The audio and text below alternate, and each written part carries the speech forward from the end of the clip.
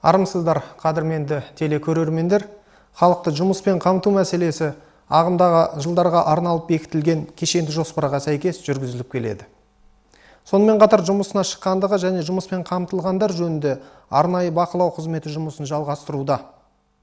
Осы уақыт аралығында нендей өзгерістер орын алды? Келер күнге не жоспар?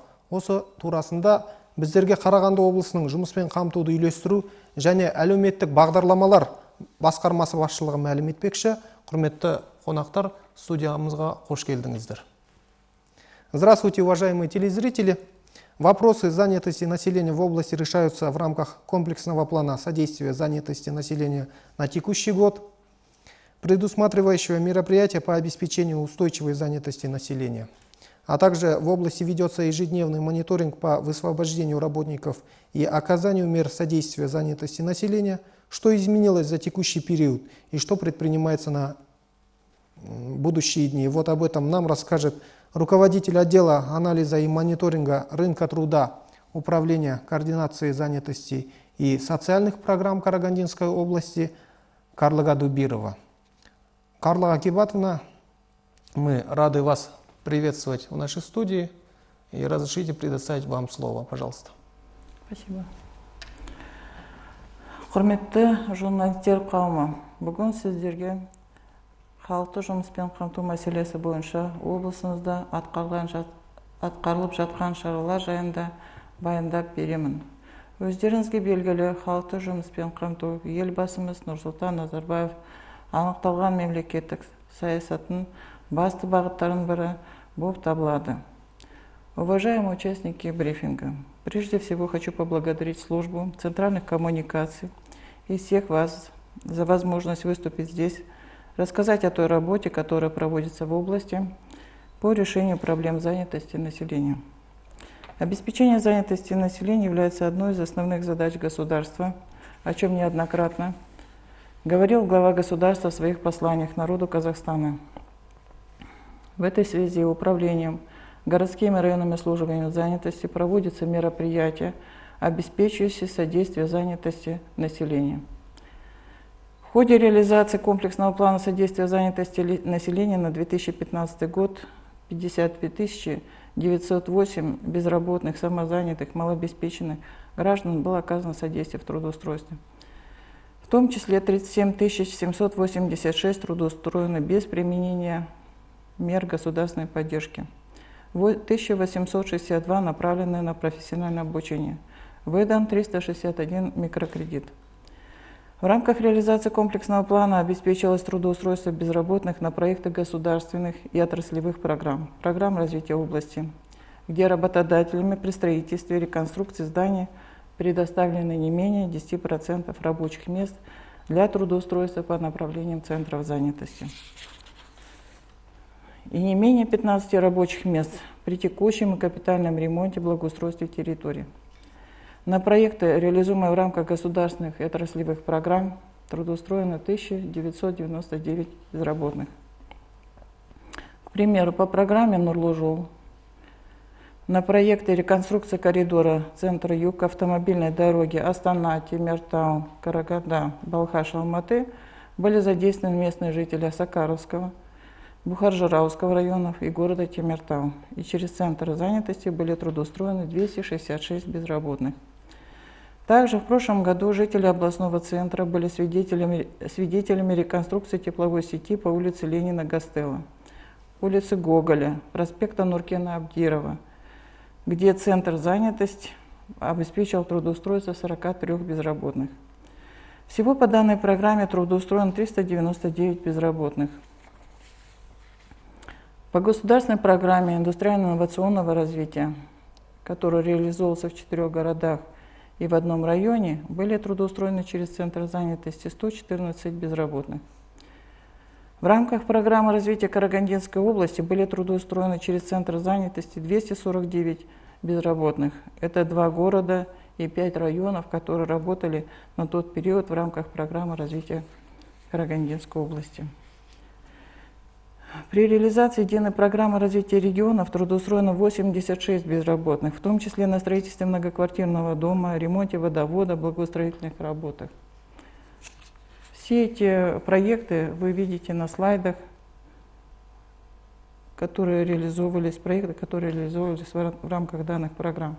Программа «Дорожная карта занятости 2020» является логическим продолжением реализации дорожных карт 2009-2010 годов.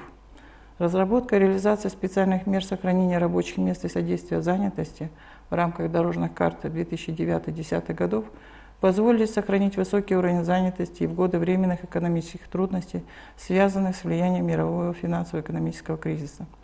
Необходимо отметить, что дорожная карта занятости – это единственная программа на постсоветском пространстве, где предусмотрены не только меры содействия занятости безработного, самозанятого, частично занятого населения, но и была предоставлена возможность переселения из неперспективных сельских населенных пунктов в центры экономического роста предоставлением жилья, построенного в рамках данной программы.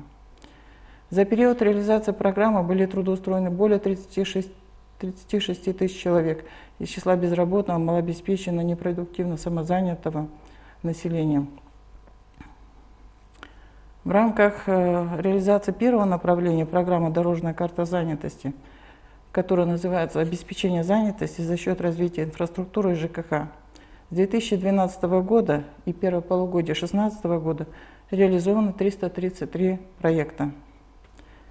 В том числе это 80 объектов образования, 74 объекта ЖКХ,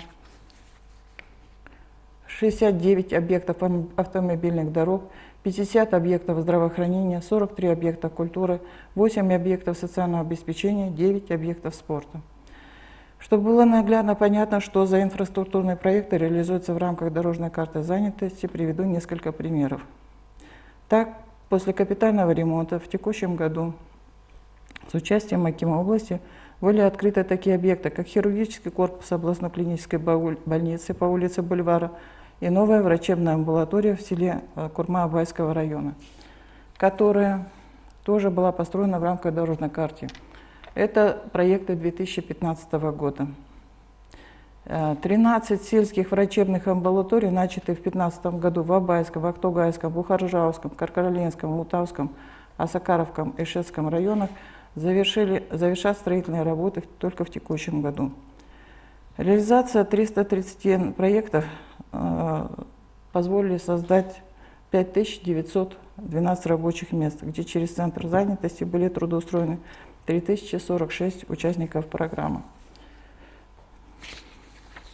Второе направление программы – стимулирование предпринимательской инициативы – призвано облегчить селянам задачу в открытии и реализации своего дела.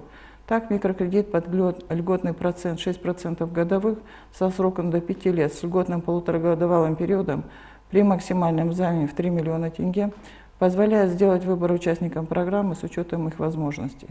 Весомый стимул для сельских жителей – возможность пройти бесплатное обучение основам предпринимательства, получить помощь в составлении бизнес-плана.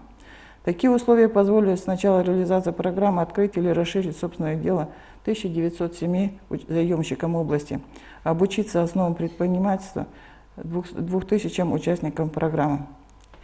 В числе приоритетных направлений развития предпринимательства за период реализации программы больше всего кредитов взято на развитие животноводства. На него приходится 70%. На развитие сферы оказания услуг 15%. На развитие растениеводства 4,7%. 880 участников программы, получив микрокредит, зарегистрировали в налоговых органах свою деятельность и стали предпринимателями. 1027 предпринимателей области расширили действующий бизнес. Получив микрокредит, участники программы не только стали предпринимателями, но и сами создали 792 новых рабочих места. На них Центр занятости трудоустроил 414 участников программы. Следует отметить, что половина участников программы этого направления являются женщинами. К примеру, вот жительница поселка Белагаш Бухаржиравского района, получив микрокредит, открыла мини-пекарню, создала 2 рабочих места. Сегодня объем выпускаемой продукции составляет 100 булок хлеба в день, и кроме этого принимаются заказы на изготовление других хлебобулочных изделий. Полученная продукция пользуется спросом не только в селе Белагаш, но и в других населенных пунктах. В Каркарленском районе участник программы «Инвалид второй группы» приобрел «Газель» и зарегистрировался как индивидуальный предприниматель и на сегодня занимается перевозкой пассажиров по маршруту Каркарленск-Караганда. Один из участников программы прошел обучение основам предпринимательства, ему была оказана помощь в разработке бизнес-плана, после получения микрокредита открыл гусиную ферму. Обеспечил работу не только себя, но и свою семью. Жительница поселка Саяк города Балхаша в рамках программы получила не только микрокредит на развитие животноводства, но и средства на установку солнечно-ветровой электростанции на территории хозяйства. В настоящее время продолжает заниматься разведением крупного рогатого скота. Таких положительных примеров немало, и об этом можно ознакомиться на сайте нашего управления. О ходе реализации третьего направления программы «Дорожная карта занятости» содействие в трудоустройстве через обучение и переселение в рамках потребностей работодателя проводится не только организация профессионального обучения, но и трудоустройство на социальные рабочие места, молодежную практику, оказание содействия в трудоустройстве переселенных участников программы. С начала реализации дорожной карты занятости охвачены профессиональным обучением 4168 участников программы.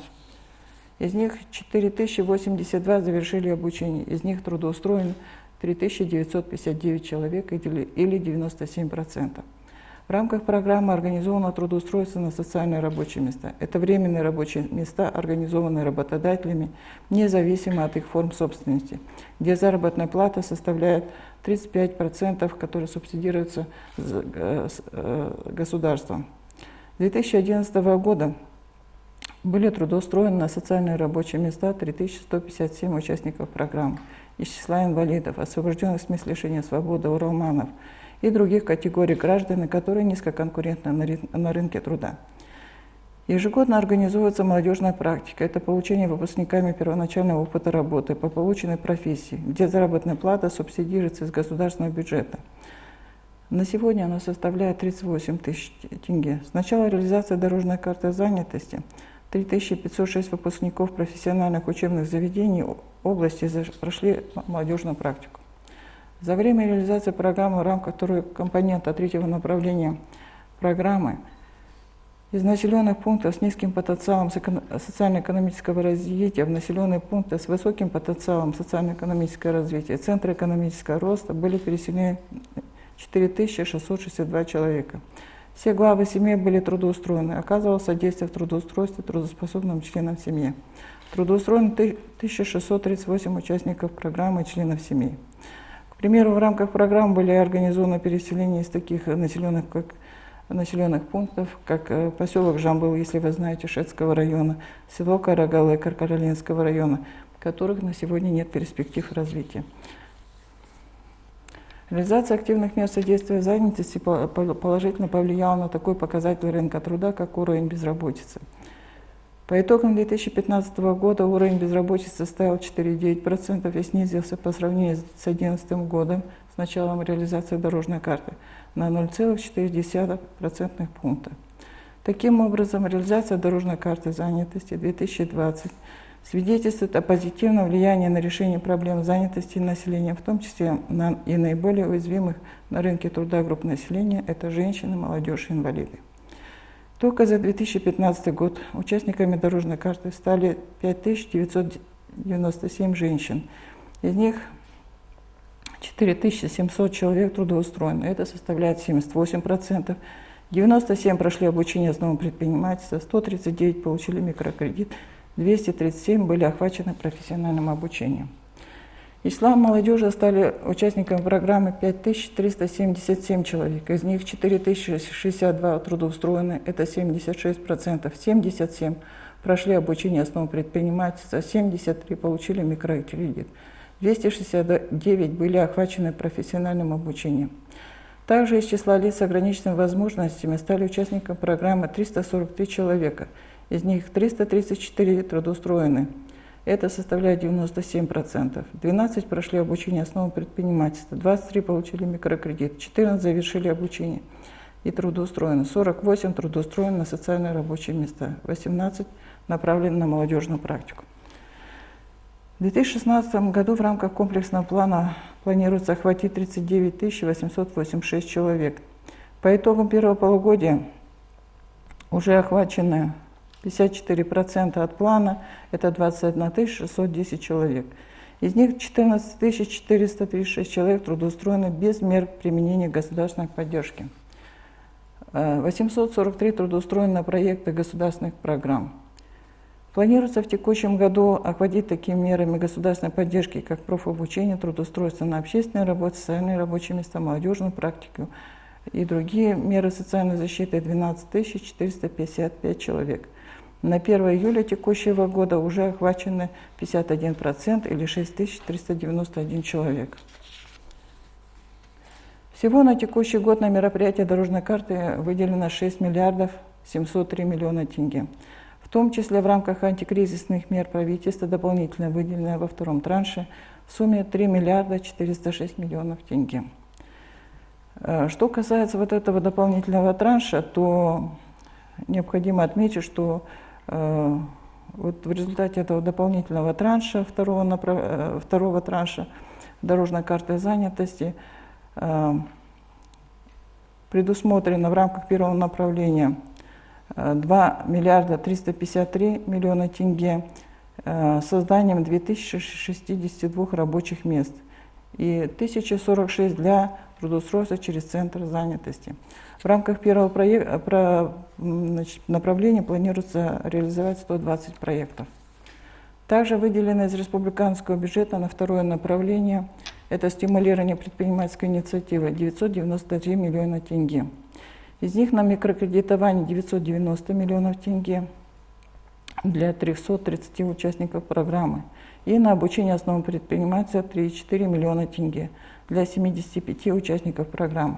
На третье направление содействия в трудоустройстве через обучение и переселение в рамках потребностей работодателя выделено 177 миллионов тенге для направления на профессиональную подготовку и повышение квалификации наемных работников из числа молодежи в возрасте от 18 до 24 лет, 55 миллионов тенге. На сегодня из 127 запланированных уже 17 человек обучаются по направлению центров занятости. Для направления на профессиональную подготовку и повышение квалификации высвобождаемых работников, безработных граждан в возрасте от 50 до 64 лет 19 миллионов предусмотрено на 47 человек. У нас на сегодня уже отправлено 24 человека, которые по нашему направлению уже обучаются. Для временного субсидирования в размере 2/3 потерянного дохода предусмотрено 57 миллионов тенге на 466 человек.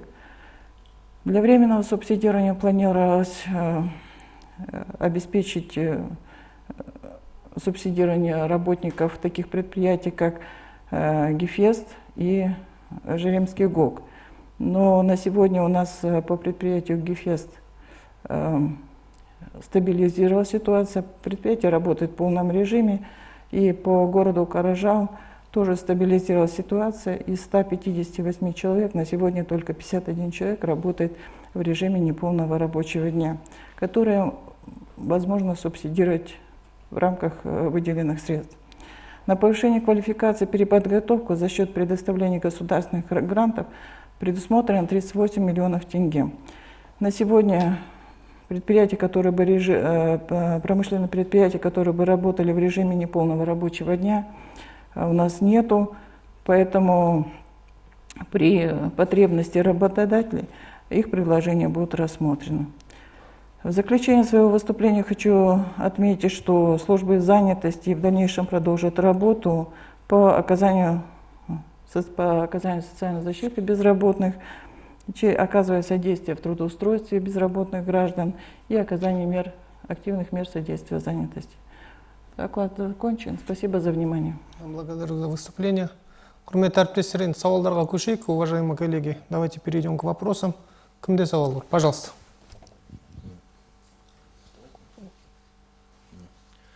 Здравствуйте. Круглов Кирилл, газета «Наша ярмарка». Меня больше всего интересует молодежный аспект. Вот хотелось бы узнать, вот в частности, например, насколько мне известно, на днях аким области Нурмухамед Амдибеков дал поручение своим подчиненным усилить работу в направлении молодежной безработицы, потому что безработная молодежь, она, например, как вариант, рискует попасть мазь бездельем в религиозный экстремизм впасть. То есть предполагается усилить как-то работу в направлении. Вы могли бы сказать, вот в плане работы с молодежной безработицей есть какие-то уже подвижки или какие-то планы на ближайшее будущее? Спасибо. Ну, спасибо за вопрос.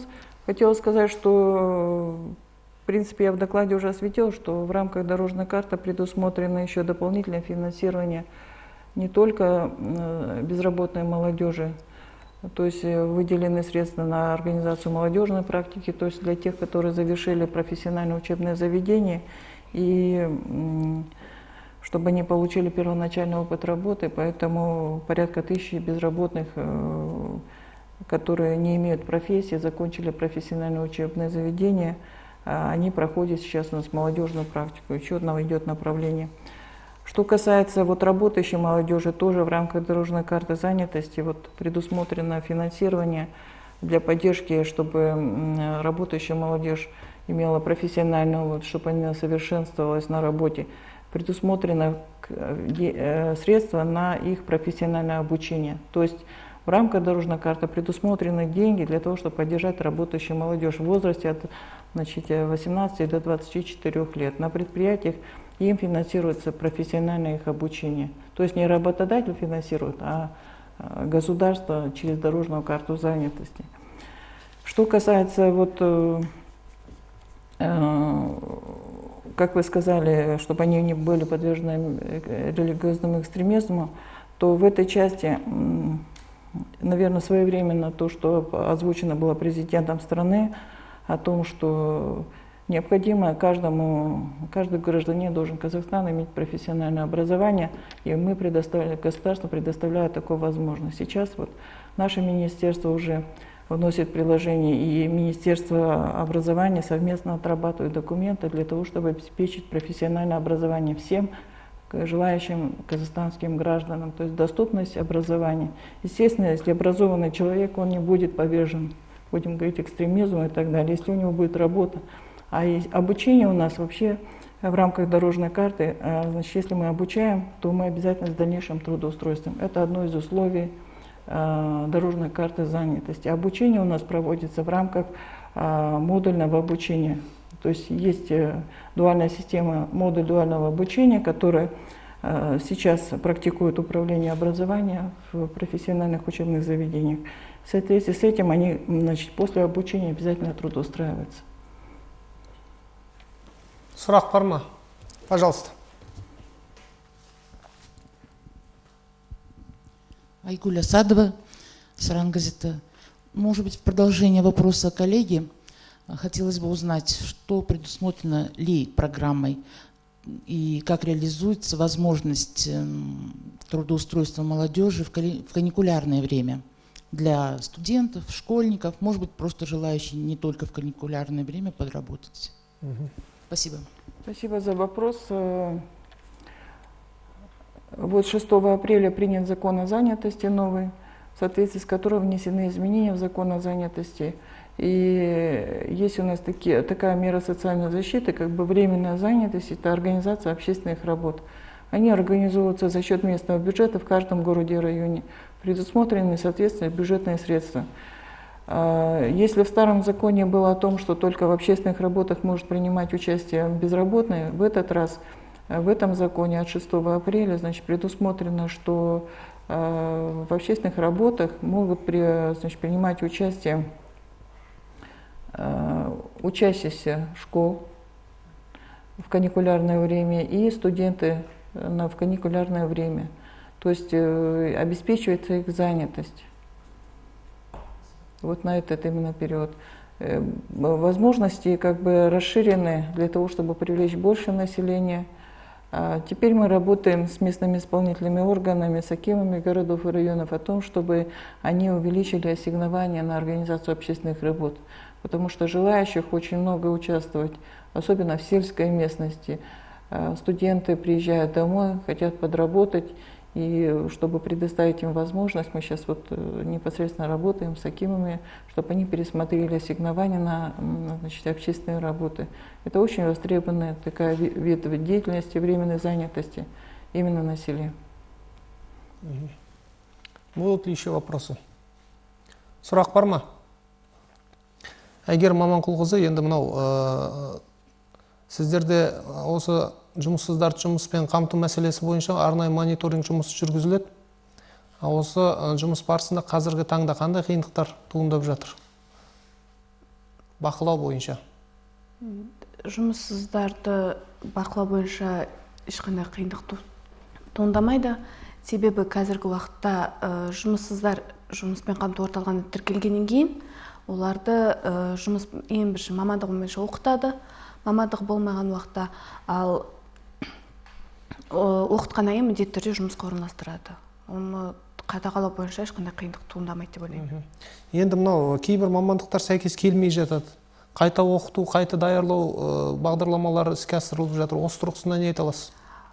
Егер жұмыссыз азаматтың мамандығы сәйкес келмесе, онда бос жұмыс орындарына қандай мамандық қажет, сол мамандықтарға оқытылады адамдар, және де сол мамандық бойынша жұмысқа орналастырылады.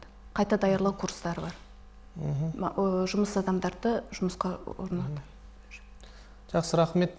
Сауал жоқ қой, вопросов нету, да? И, наверное, завершу. Карла Акибатовна, вот какие специалисты востребованы больше всего в рынке труда? У нас на сегодня каждый день обновляется база данных по вакансиям. На сегодня у нас порядка 2000 вакансий в области. В основном это, конечно, рабочие профессии востребованные, это водители, строительные специалисты, конечно, очень востребованы, особенно в летний период.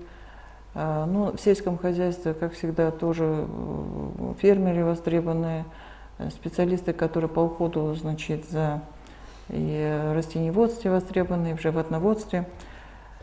Что касается сферы социальных услуг, то у нас на сегодня востребованы 200 вакансий у нас учителей. То есть очень востребованы учителя, врачи, особенно в сельских регионах. И хотя у нас в области есть учебные, высшие учебные заведения, средние специальные учебные заведения, все равно остается дефицит кадров именно на селе. Спасибо большое, уважаемые спикеры. Мы благодарим вас за выступление, а также благодарим всех участников брифинга за участие. В следующем брифинге мы вновь рассмотрим ход легализации в нашей области с руководством Департамента государственных доходов и с руководством Управления экономики Карагандинской области. Мы прощаемся с вами ровно на неделю. Всего наилучшего. Құрметті көрермендер, осымен біз сіздермен қоштасамыз. Келесі бейсенбіге дейін жүздескенше лайым саушылықта жүздесейік.